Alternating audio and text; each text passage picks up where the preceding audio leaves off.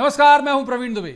जब भौतिकतावादी समाज से जी भर जाए, जब जगत मिथ्या लगने लगे, अपने घिरे होने का एहसास बढ़ने लगे और कोई बढ़िया राह न सूझे, तो उस अवस्था में पहुंचने के बाद से ऐसा मुंह से निकलता ही है, तुम मेरी राखो लाज हरी।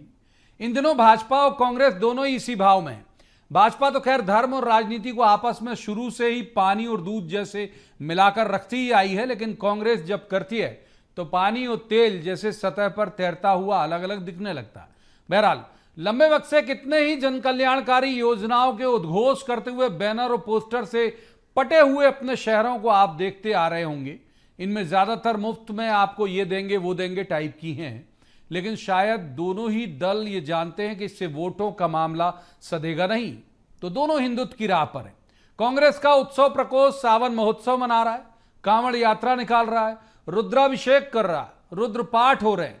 प्रदेश अध्यक्ष कमलनाथ के गढ़ छिंदवाड़ा बागेश्वर धाम के संत आचार्य धीरेन्द्र शास्त्री की कथा भी है। भाजपा को भी जब भी मौका मिलता है आदिवासियों के भगवान टंट्या मामा, बिरसा मुंडा से लेकर संत शिरोमणि रैदास जी के मंदिर निर्माण तक में जुट जाती है। ख्याल ये भी आता है कि सवर्ण, खासतौर पर ब्राह्मण भी सधे रहें तो अपने सबसे ताकतवर नेता को भगवान परशुराम की जन्मस्थली में भी भेज देती है। तो आज बात करेंगे कि चुनाव आते ही क्यों तथाकथित जन कल्याणकारी योजनाओं पर हावी हो जाता है जाति और धर्म का मुद्दा। क्या भाजपा क्रिकेट की भाषा में फ्लाइटेड बॉल देती है ललचाने के लिए, और कांग्रेस भी अपना पैर और बल्ला तुरंत बाहर निकाल लेती है? और सबसे बड़ा सवाल यह कि यदि सर्वधर्म संभाव की बात की जाती है तो क्यों मस्जिद, चर्च और गुरुद्वारे में ऐसे समारोह पूर्वक आयोजन दोनों ही दल नहीं करते? बहुत सारे सवाल जिन्हें लेकर खास पैनल के पास जाएंगे और कहेंगे कि जवाब तो देना होगा, लेकिन रस्मन आपको दिखाते हैं एक रिपोर्ट, देखिए।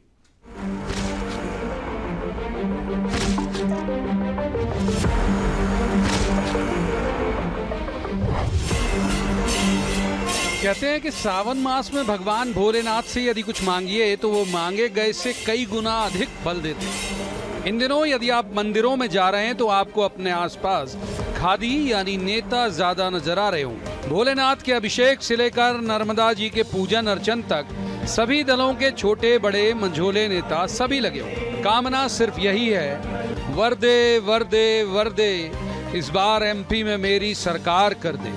कांग्रेस हालांकि समारोह पूर्वक पूजन से बचती रही है, लेकिन इस बार उसने नर्मदा सेवा सेना बनाई है जो नर्मदा जी के किनारे के लोगों से संपर्क भी करेगी और अवैध खनन के आंकड़े भी जुटाएगी और लगे हाथों पार्टी का सदस्यता अभियान भी चलाएगी। जब भारत जोड़ो यात्रा चली थी तो ओंकारेश्वर में पूजन की थी राहुल गांधी जी और प्रियंका गांधी ने। दिग्विजय सिंह जी ने नर्मदा की परिक्रमा की है, ये तो करके बताएं कब नर्मदा परिक्रमा। शिवराज जी नर्मदा परिक्रमा करके बताएं, अभी उसी में निकल जाएं, शायद भला हो जाए। हालांकि समारोह की शक्ल में पूजा पाठ में भाजपा लंबे वक्त से सिद्धस्त है। इनके हर कार्यक्रम में भगवान, मंदिर और पूजा पाठ रहते ही है। आलम यह है कि इनके पार्टी के दिग्गज नेता भले ही कम वक्त के लिए आते हों, लेकिन उस इलाके के उन भगवानों के आगे जरूर माथा टेकते हैं जो किसी बड़े वर्ग में संदेश देने और वोट का आशीर्वाद का निमित्त बने। केंद्रीय गृह मंत्री अमित शाह भी रविवार के अपने इंदौर दौरे में भगवान परशुराम की जन्मस्थली माथा टेकने गए थे। भाजपा चूंकि पूजा पाठ पर अपना घोषित एकाधिकार समझती है, लिहाजा वो कांग्रेस के ऐसे धार्मिक आयोजन को पाखंड कहने में देर नहीं लगाती। कांग्रेस पाखंड में पीएचडी कर रही है, हर चीज का पाखंड है, चाहे वो सनातन धर्म को मानना हो, चाहे वोट बैंक की राजनीति करना हो। न उन्होंने किसी वर्ग का भला किया, केवल अपना भला किया, सत्ता के लिए कुछ भी करना है। तो इष्ट और आराध्य से बड़ा दर्जा चुनावी मौसम में वोटर का हो जाता है। आपने कई बड़े नेताओं के मुंह से सुना होगा, जनता ही जनार्दन है। जनार्दन यानी वो जो जन्म और मृत्यु के चक्र से मुक्ति दिलाए। भगवान श्री कृष्ण इसी वजह से जनार्दन कहलाते हैं। राजनेताओं के लिए सरलीकृत अंदाज में जनार्दन यानी वो जो सत्ता दिलाए। हैरानी की बात यह है कि दलित आदिवासियों के भगवान, जनजातियों के भगवान, हिंदुओं के भगवानों के दर पर तो नेताओं की भीड़ है, लेकिन मस्जिद, चर्च या गुरुद्वारे में अभी ऐसी भीड़ नहीं है। Bureau report, BSTV। तो रस्मन, सबसे पहले उन खास मेहमानों का मैं परिचय आपसे करा देता हूं जिनके साथ हम इस चर्चा को आगे बढ़ाएंगे। हमारे साथ हैं जेपी धनोपिया, प्रदेश महासचिव हैं, कांग्रेस के वरिष्ठ नेता भी हैं। बहुत स्वागत है धनोपिया जी का। दूसरे मेहमान हैं रजनीश अग्रवाल, प्रदेश मंत्री हैं, विद्वान प्रवक्ता भी हैं बीजेपी के। बहुत स्वागत है रजनीश जी का। और तीसरे मेहमान पत्रकारिता का बहुत चर्चित चेहरा है, अच्छे राजनीतिक विश्लेषक हैं, दिनेश गुप्ता। दिनेश जी का भी बहुत बहुत स्वागत है। शुरुआत कर लेते हैं धनोपिया साहब से, क्योंकि आज की खबर का एजेंडा वही है। तो धनोपिया साहब, इतनी पूजा पाठ, वो भी समारोह पूर्वक, हम लोगों ने अभी इससे पहले बहुत ज़्यादा देखी नहीं। आप लोग, मैं ये नहीं कह रहा हूँ कि पूजा पाठ नहीं करते या हिंदू नहीं है, लेकिन ये समारोह पूर्वक पूजन की वजह क्या, जो आपका उत्सव प्रकोष्ठ करा रहा है सब तरह के? देखिए प्रवीण जी, मैं समझता हूँ पहले भी कई बार चर्चा हो चुकी है कि धर्म किसी व्यक्ति विशेष के लिए एक चर्चा का विषय नहीं है। ये हर व्यक्ति की निजी आस्था का एक माध्यम है। धर्म के प्रति सभी की आस्था होती है, आप भी, मेरी, सभी की। हम लोग सब भगवान को मानते हैं, धर्म को मानते हैं। आज राष्ट्रीय स्तर पर भी इसकी चर्चाएं होती हैं।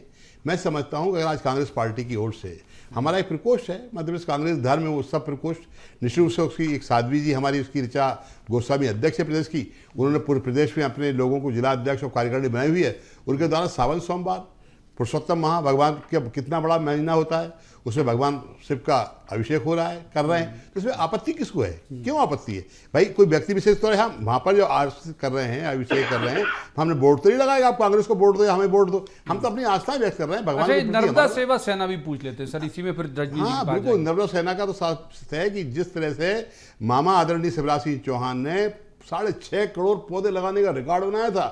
6.5 पौधे नहीं है वहाँ पर, सारा गाला फर्जी बाड़े में चला गया, करोड़ों अरबों रुपए की संपत्ति को बर्बाद कर दिया। तो उस बात को लेकर नर्मदा किनारे ना तो घाट बने, ना सफाई हुई, ना किस तरह के पौधे लगे।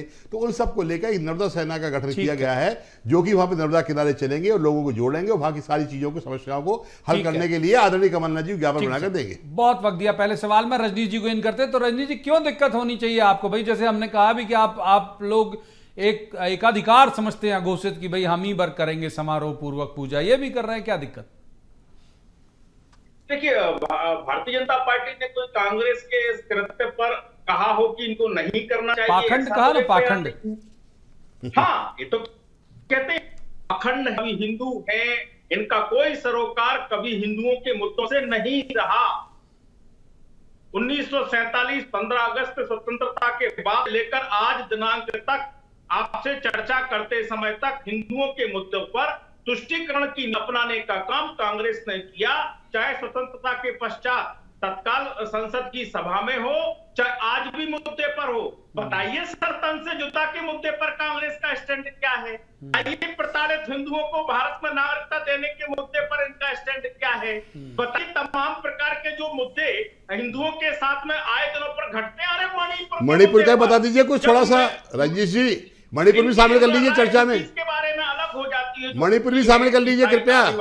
और वो खुद बोलते हैं और मैत्री है जो उनके मुद्दे पर दूसरी तरफ खड़े हो जाते हैं। मणिपुर भी शामिल करिए ना भाई। कर सकता हूं कि हिंदू नहीं है क्या? इन्होंने तो धर्मांतर, मैं बीच में नहीं बोला, मैं बीच में नहीं बोला। हिंदू है कि नहीं ये बताइए आप। सुन लेते हैं, बात सही कह रहे हैं वो, बात सही है या नहीं? बात सही कह रहे हैं, फिर वो शोर हो जाएगा धनोपिया साहब। पहले सुन लेते हैं, रजनीश जी बात पूरी करिए। बेशक कराने के लिए स्वतंत्र हैं।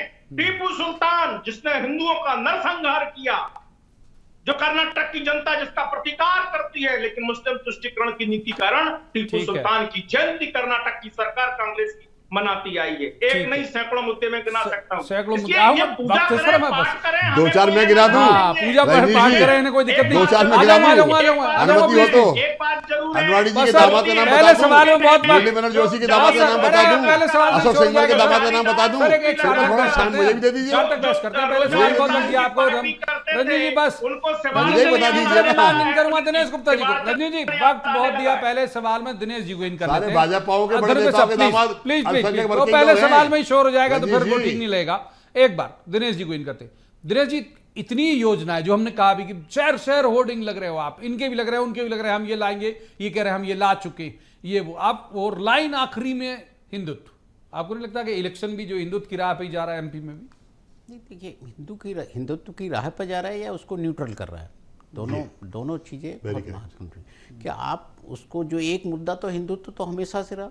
आप देखिए, जो परिवर्तन आया राजनीति में प्रवीण जी, ये आया कि किसी दौर में, आप बहुत ज़्यादा नहीं है, आप 20 साल पहले 25 साल पहले देखेंगे, राजनीतिक जो दल होते थे वो धर्म का इस्तेमाल नहीं करते थे और इलेक्शन कमीशन इसकी परमिशन भी नहीं लगा देता देता तुरंत। हाँ, इलेक्शन कमीशन भी इसकी परमिशन नहीं देता।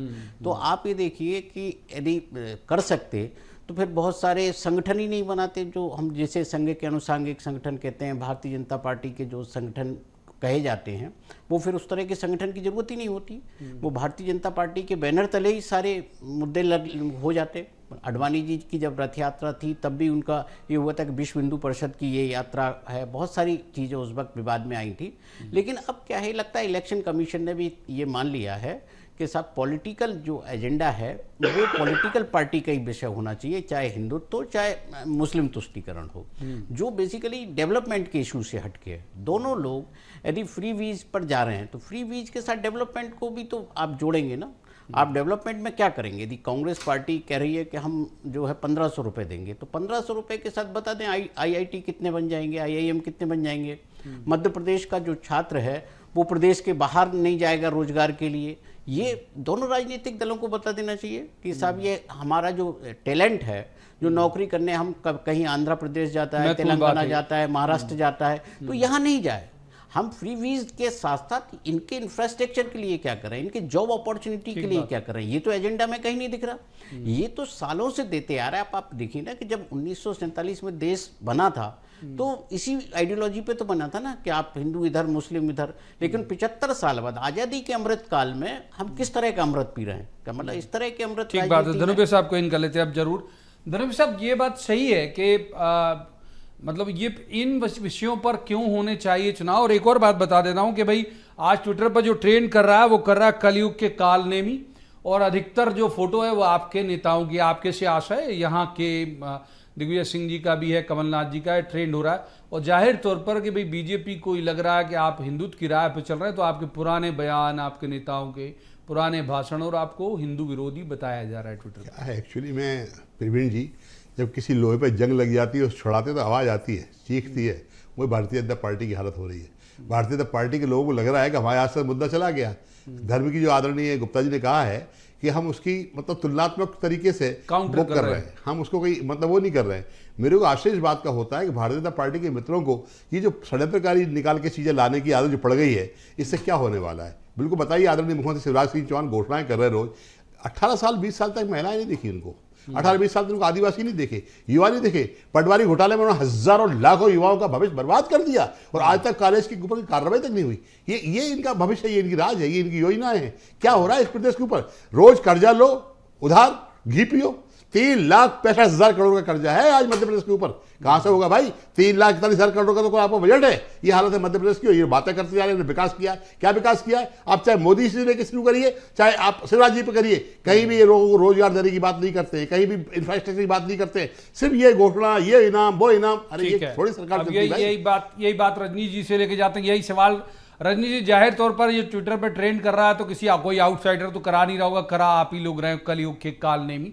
और ज़्यादातर जैसे मैंने कहा कि एमपी के नेताओं के वीडियो और फोटो ज़्यादा है। आप बहुत सोशल मीडिया फ्रेंडली है, आपने देख लिया होगा। तो क्या ये डर आपके मन में बैठ गया कि यदि ये अभी हिंदू हो जाएंगे तो फिर क्या करेंगे, मुद्दा चला जाएगा? जो धनोपिया जी कह रहे हैं उन्हीं के शब्द का तर्जुमा जी, मैं आपको भी बहुत स्पष्ट कर दूं कि हमारा मुद्दा कोई छिन रहा है, हमारा कोई अलग से काउंटर करने का है, इसको न्यूट्रल किया जाएगा। दिनेश जी कह रहे भैया हिंदुत्व तो भारत की पहचान है, भारत की अस्मिता है। हाँ, सवाल है मुस्लिम तुष्टीकरण के बारे में प्रतिक्रिया आना पहुंच जाते बार-बार मुस्लिमों के पीछे भाई। राजनीति शर्म करो भाई, तब से उठे आपने बात के वक्त नहीं बोले थे धनुष साहब, सुन लीजिए। राजनीति करने का काम, वोट बैंक की राजनीति करने का काम कांग्रेस ने किया।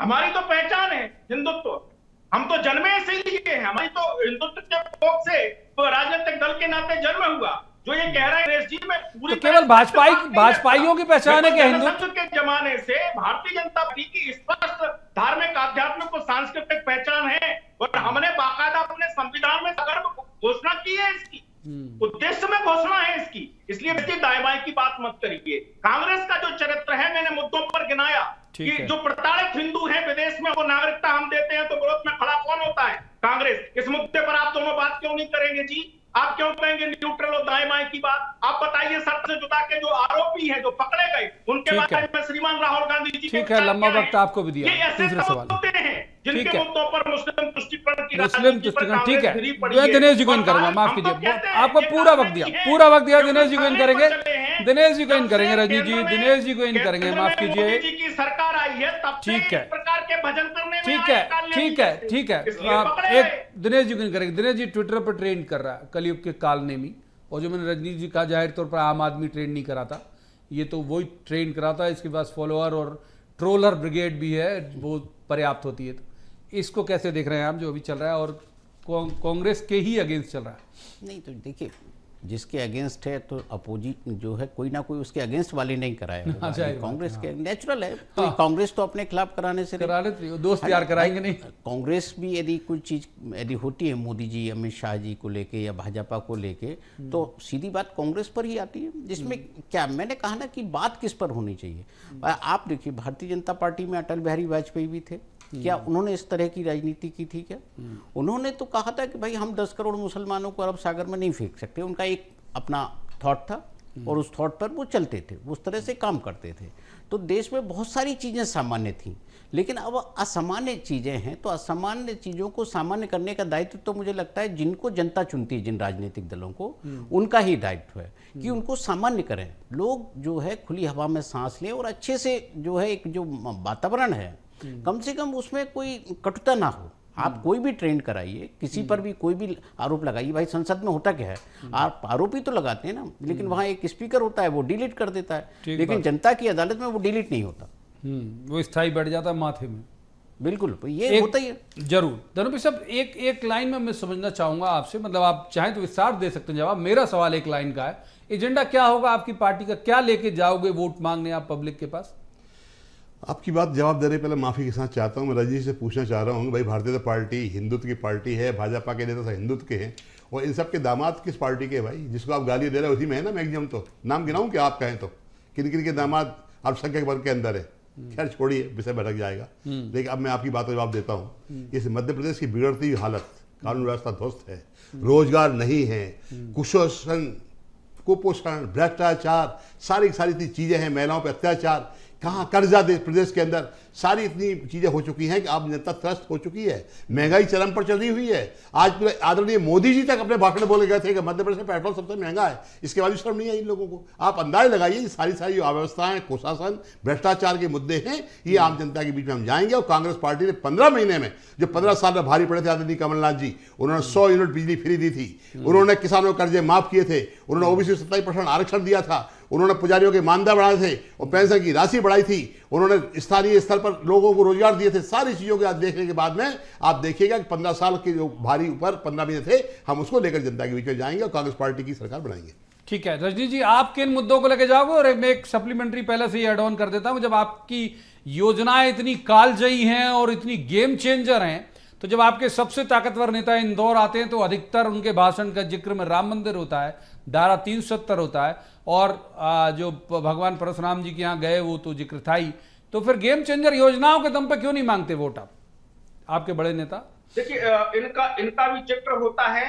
ये भी हमारे, जो जैसा कि कह रहे थे दिनेश जी, के विष्णु परिषद का भी पालमपुर के अधिवेशन हिमाचल प्रदेश में, राष्ट्रीय अधिवेशन में भारतीय जनता पार्टी ने बाकायदा प्रस्ताव पारित करके श्री राम जन्मभूमि पर जहां रामलला का मंदिर बने, उसको लेकर हमने बाकायदा प्रस्ताव पारित किया। पालमपुर के अधिवेशन में किया था, तब से लेकर लगातार रहा है। पर क्यों नहीं हो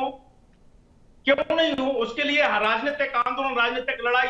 हम तो छुआछूत की बीमारी से हो गए थे। भारतीय जनता पार्टी इसी मुद्दे पर आगे बढ़े तो लोग छूना पसंद करते थे कि इससे कोई गठबंधन नहीं करेगा, इनके साथ कोई जाएगा नहीं। हमें तो सेकुलर पार्टी कह के नजरअंदाज करने का काम किया जाता था।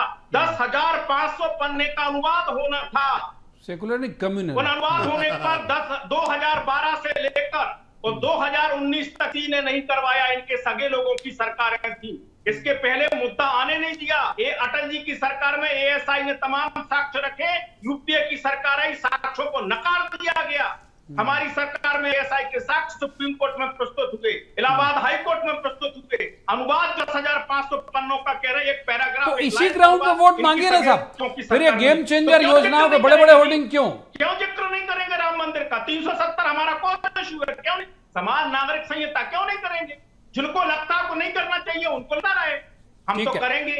और दिनेश जी योजनाओं बिल्कुल। की बात है, योजनाओं का भी करेंगे। बिजली, सड़क, पानी के मुद्दे पर चुनाव होंगे, चुनाव होंगे जन कल्याणकारी योजनाओं के पर, इंफ्रास्ट्रक्चर पर, रोजगार पर। हमारी चुनौती कांग्रेस को, आ जाओ इन मुद्दों पर चुनाव, आ जाओ मुद्दों पर चुनाव। दिनेश जी को इन कर लेते हैं, बहुत वक्त दे दिया आपको भी, वक्त दे दिया सर, वक्त दे दिया। दिनेश जी को इन कर लेते हैं, ठीक है, भाषण लगेंगे नहीं तो मंच वाला। दिनेश जी को इन कर लेते हैं, दिनेश जी को इन कर लेते हैं सर, दिनेश जी को इन कर लेते हैं। आऊंगा वक्त, हाँ है वक्त है, आऊंगा अभी आपके पास दोबारा। दिनेश जी, गेम चेंजर योजनाएं जिनके बारे में बहुत ज्यादा प्रचार हो रहा है पूरे प्रदेश में, जगह जगह होर्डिंग, मतलब हर 2 कदम 10 कदम में होर्डिंग, ये गेम चेंजर योजनाएं क्यों वोट मांगने का आधार नहीं बन रही है? आप प्रवीण जी 2023 को छोड़ गलत दीजिए। गलत है, ये गलत बात है, ये ऐसा नहीं है। 2023 सर, अमित शाह जी ने एक भी योजना का लंबा जिक्र नहीं किया एमपी की जो नई शुरू हुई है। नहीं, आप उठाकर देख लो पूरा भाषण, कितना % बोला है उन्होंने, बारीकी योजनाओं के सुना था बारे में सर, उनका भाषण था। बहुत बारीकी से सुना था मैंने।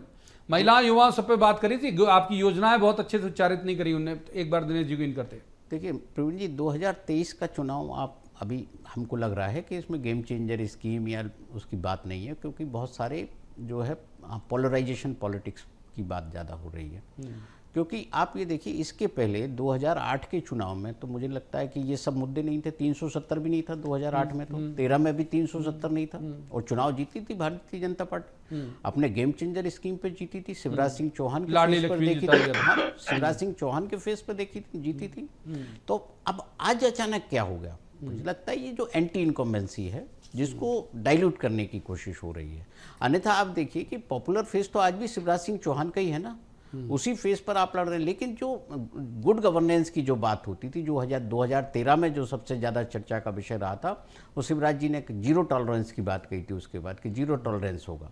लेकिन जीरो टॉलरेंस नहीं हुआ। लोगों की जो परेशानी हुई, सरकारी दफ्तरों में जो परेशानी हुई, बहुत सारी जो ग्रेवेंसेज बढ़ी लोगों की, तब ये एंटी इनकम्बेंसी डेवलप हुई। और अब आप देख रहे हैं ना, ये एक्सटेंडेड एंटी इनकम्बेंसी है, जो 2018 में सामने आई थी, वो 23 तक बनी हुई है। इसलिए आपको इतना क्योस दिख रहा है कि जो धार्मिक मुद्दे आ रहे हैं, और फिर कांग्रेस भी उसी मुद्दे पे जा रही है। कांग्रेस को भी लग रहा है कि ऐसा ना हो कि मेरे हाथ से देते हैं, कांग्रेस मारने पे आगे निकल हाँ, आती है। मतलब कांग्रेस तो बेसिकली जी आ रहा हूँ रजनी जी, आता हूँ। कांग्रेस तो ये कह रहे हैं कि क्या हुआ अचानक से 370 क्यों आ जाऊंगा, ये सवाल लेके आ अरे जाऊंगा। भैया, 2018 के बाद में राम मंदिर के बारे में सुप्रीम कोर्ट का निर्णय आया, भूमि पूजन हुआ 5 अगस्त को 370। ठीक है, 19 आ रहा हूं, अभी आपके पास ही आ रहा हूं, बस बात पूरी जाए, दिनेश जी की बात पूरी जाए। सर, नॉन पॉलिटिकल जो गेस्ट है उनको ही वक्त दीजिए प्लीज। आ जाऊं, दिनेश जी की बात पूरी जाए। दिनेश जी बात पूरी, तो फिर आप आते हैं। देखिए, कांग्रेस को भी क्या लग रहा है कि ऐसा ना हो कि सरकार उनके हाथ से चली जाए, ये पोलराइजेशन की पॉलिटिक्स के शिकार हो जाए, ट्राइबल ऐसा ना हो उनके साथ चला जाए। तो कांग्रेस की जो एंजाइटी है वो ज़्यादा रिफ्लेक्ट कर रही है। आप देखिए, भारतीय जनता पार्टी का मुद्दा है, ये सबको पता है, लेकिन कांग्रेस क्यों इतनी बेचैन है? कांग्रेस बेचैन को क्यों तो हो? अपने- धनंजय अपने साहब उस पर क्यों काम बेचैन हो करना आप लोग? वास्तविकता यह है प्रवीण जी, भारतीय जनता पार्टी के पास कुछ नहीं है। धर्म इनका मुद्दा हमेशा लेके आते हैं, धर्म की बात करते हैं। मैं कल देश के गृह मंत्री अमित शाह जी को सुन रहा था, उन्होंने माननीय सुप्रीम कोर्ट की अवहेलना कर दी, अवमानना कर दी। उन्होंने कहा कि देश के प्रधानमंत्री नरेंद्र मोदी जी के नेतृत्व में सुप्रीम कोर्ट ने निर्णय दिया। शर्म आना चाहिए, सुप्रीम कोर्ट को भी उन्होंने उनका नेतृत्व कर दिया। ये हालत है इनकी। अभी मेरे मित्र बोल रहे हैं कि पूजन किया, ये किया। धर्म की बात करते हैं कि धर्म के अलावा कुछ नहीं है इनके पास। 2 चीजें हैं, धर्म लाएंगे और सांप्रदायिक सद्भाव बिगाड़ेंगे। इसके अलावा इनकी दुकान लुट चुकी है, उठ चुकी है, अब कहीं कुछ नहीं बचा है। एक बार रजनी जी आपको इन कर लेते, जो आप जवाब दोगे, मुस्कुरा रहे हो आप तो देना। मैं दिनेश जी की जो बात है उसका एक सवाल आपके पास लेके जा रहा हूं। वो कह रहे हैं कि अचानक क्या हुआ, गुड गवर्नेंस पीछे छूट गया क्या? नहीं, देखिए, मुद्दे वही हैं। आप जिस मुद्दे पर चर्चा कर रहे हैं इसलिए उसके लिए आए। ये अभी दिनेश जी कह रहे थे, मुझे लगता है दिनेश जी 2019 5 अगस्त 2020 इनको क्यों भूल रहे हो आप? सुप्रीम कोर्ट का निर्णय इसी रिजीम में आया। अरे हम नहीं बोल रहे हैं, आपने करवाया क्या? बोल रहे हैं सुप्रीम कोर्ट का निर्णय आपने करवाया क्या? अमित शाह जी बोल रहे थे कल कि प्रधानमंत्री जी के नेतृत्व में निर्णय आया। अरे रजनी जी, मेरी बात तो जवाब तो दो भाई। अमित शाह जी बोल रहे थे कि प्रधानमंत्री जी के नेतृत्व में निर्णय आया, ये सही है क्या आपका? लोग कहते थे कब आएगी, अब कभी चली जाए तो चर्चा उसकी होती है। साहब, सड़कों के दिल्ली में मामले बिजली कहीं नहीं से रहती शहर कहीं के अंदर तक भी, चले कहाँ गए, लगे हुए हो आप? कैसी वर्तमान में लोगों को स्थिति 10,000 है, 15,000 के किसी से बिल आ रहे छिपी हुई हैं, नहीं है। बिजली के बिल आ रहे हैं लोगों के, लोगों के हालात देखिए कहाँ से कहाँ पड़े हुए हैं, रोजगार नहीं है लोगों के पास, बिजली नहीं है, बिजली के बिल आ रहे हैं, करंट नहीं है, बिल मार रहे हैं करंट। अरे छोड़िए साहब, खत्म हो चुका है आपका ये झूठी लोक लुभावनी घोषणाएं अब थोड़े दिनों के लिए हैं। और भारतीय जनता पार्टी तो पूरी इवेंट की सरकार है, इवेंट की है, इवेंट के अलावा कुछ नहीं है, इवेंट की सरकार नाम होर्डिंग पोस्टर विज्ञापन। देखिए सही, आम जनता का, गरीबों का पूरा पैसा आप लोग विज्ञापन में प्रयोग कर रहे हैं। ये जनता जवाब देगी आपको। आप देखिए आने वाले समय में आपको क्या होने वाला है, आप देखिएगा क्या स्थिति बनेगी आपकी। कांग्रेस पार्टी दिनेश जी को इन कर लेते हैं सर, दिनेश जी को इन कर लेते हैं, आप लोगों के पास कुछ नहीं है करने के आप लिए। दिनेश जी को इन कर लेते हैं, आपके पास कुछ नहीं, जनता नहीं है बताइए करने के किसके लिए पास क्या। आपका दिनेश इवेंट जी की को सरकार है, दिनेश जी बीजेपी बहुत झूठी पार्टी है, इवेंट की सरकार है। धनोपे साहब, रजनी जी दिनेश जी को इन करते हैं, दिनेश जी को, रजनी जी माफ कीजिए, माफ कीजिए रजनी जी, धनोपे साहब माफ कीजिए, दिनेश जी को इन करते हैं।